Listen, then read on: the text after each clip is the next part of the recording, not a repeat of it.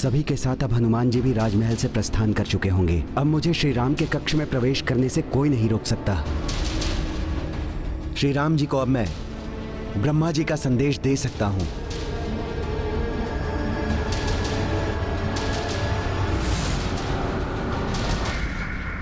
विमान में सब तो दिखाई दे रहे हैं, किंतु हनुमान दिखाई नहीं दे रहे। हनुमान को सबके साथ होना चाहिए था। संपूर्ण सेना साथ में है, किंतु न जाने हनुमान जी कहां गए।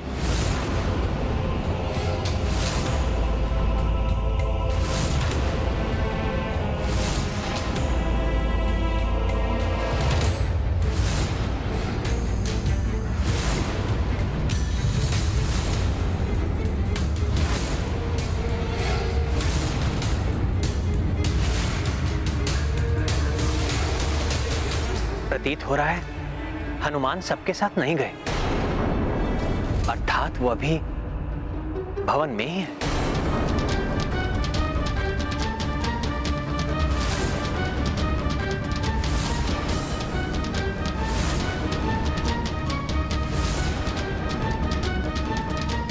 हनुमान जितने बलवान हैं उतने बुद्धिमान भी हैं।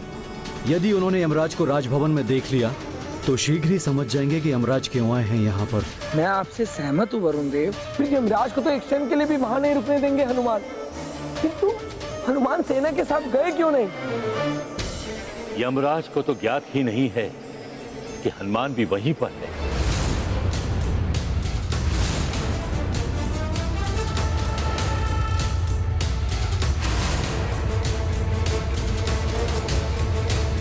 हनुमान जी, क्या हुआ? मैं आपको ही देखने जा रहा था। हनुमान जी,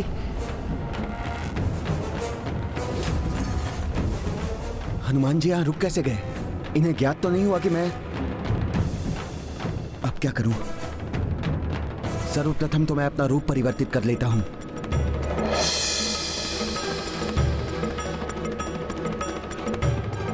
आप सेना के साथ क्यों नहीं गए? लक्ष्मण भैया, एक बहुत ही महत्वपूर्ण कार्य हेतु मुझे यहाँ रुकना पड़ा।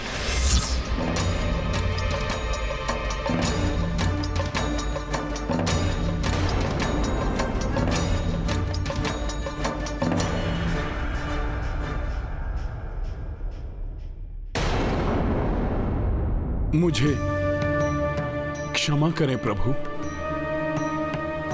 मैं सेना के साथ नहीं जा सका।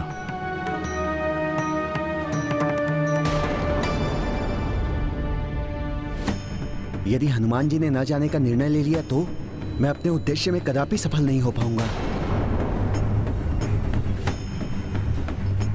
प्रभु, माता सीता ने मुझे आप सबकी देखभाल का दायित्व सौंपा है, इसलिए। तो मुझे युद्ध में जाने से क्यों रोका? मैं ही। वो बात नहीं है लक्ष्मण भैया, मैं तो जा ही रहा था, किंतु माता का आशीर्वाद लिए बिना मैं कैसे जा सकता था? ओह, तो हनुमान जी इसलिए रुक गए। माता, आप मुझे आशीर्वाद दीजिए। आपने मुझे जो सबकी सुरक्षा का उत्तरदायित्व सौंपा था, उसे सफलतापूर्वक निभा सकूं। प्रणाम माता। हनुमान,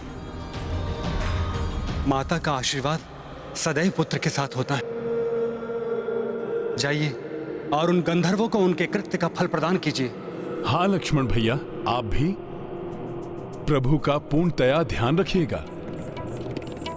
मेरी ही भांति आप भी प्रभु के कक्ष के बाहर सदैव उपस्थित रहिए, जैसे कि आप वनवास के समय दिन रात सजग रहते थे।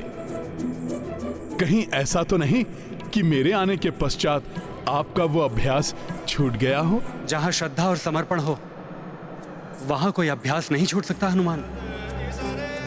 आप निश्चिंत होकर जाइए। मैं भैया की परछाई की भांति सदैव इनके साथ रहूंगा। चिंता मत कीजिए हनुमान। वनवास में मैंने जैसे भैया की सेवा की थी वैसे ही अब भी करूंगा। उचित है लक्ष्मण भैया, आज्ञा दीजिए प्रभु। अब मेरा मार्ग निष्कंटक है। किंतु हनुमान जी यदि पुनः आ गए तो?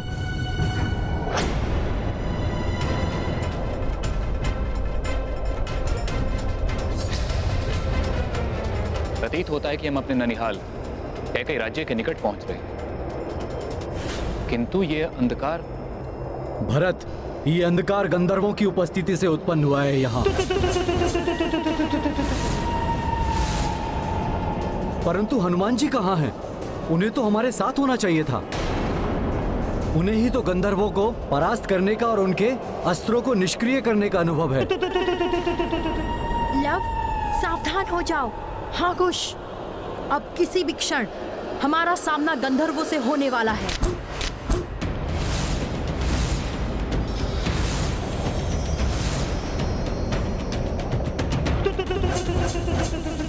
यदि मेरे कारण पुष्कल को कोई क्षति पहुंची तो मैं स्वयं को कभी क्षमा नहीं कर पाऊंगा।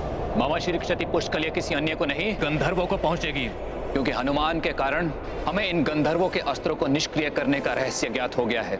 अब हम इन गंधर्वों को परास्त कर देंगे।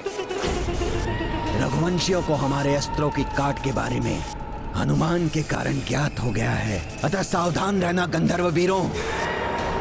हमें उनकी दृष्टि से स्वयं को छिपाकर ही वार करना होगा। सावधान हो जाओ, वो सेना के साथ आ रहे हैं, जिसका अर्थ है वो युद्ध जीत को हमें नहीं सौंपेंगे, अभी तो युद्ध करेंगे। अब हम उन्हें दिखा देंगे कि क्या होता है गंधर्वों से युद्ध करने का परिणाम।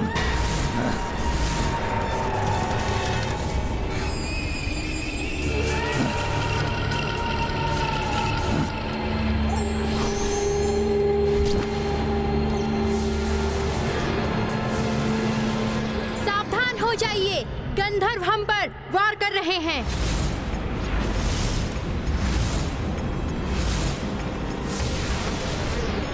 वीरों, गंधर्वों के अस्त्रों पर नहीं, गंधर्वों पर वार करो, क्योंकि हनुमान ने हमें बताया है यदि हम इनके अस्त्रों पर वार करेंगे तो हमारा वार पलटकर हम पर ही द्विगुणित भीषणता से प्रहार करेगा।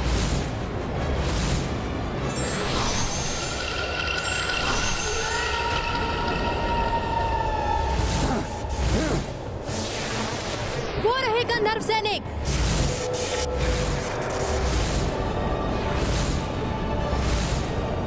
उन्हें ही लक्ष्य बनाना है हमें। करो प्रहार।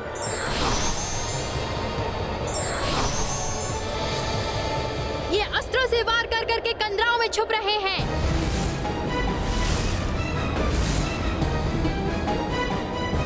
ये चालाकी कर रहे हैं हमसे, जिससे कि उन्हें कोई हानि ना हो और उनके अस्त्र और भीषण होते जाएं। वो हमें फंसाने का प्रयास कर रहे हैं। ऐसी ही चालाकी उन्होंने हमारी सेना के साथ भी की थी। हम उनकी चालाकी में नहीं फंसने वाले। हमें पुष्पक को नीचे ले लेना चाहिए ताकि उनका फार विफल हो जाए।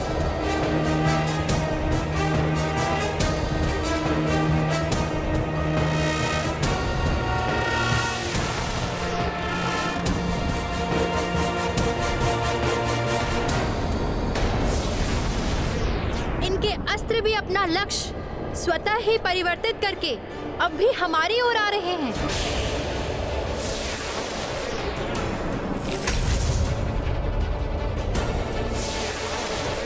ये तो विकट स्थिति उत्पन्न हो गई है। ना तो हम इन पर वार कर सकते हैं और ना ही इनके वार से बच सकते हैं।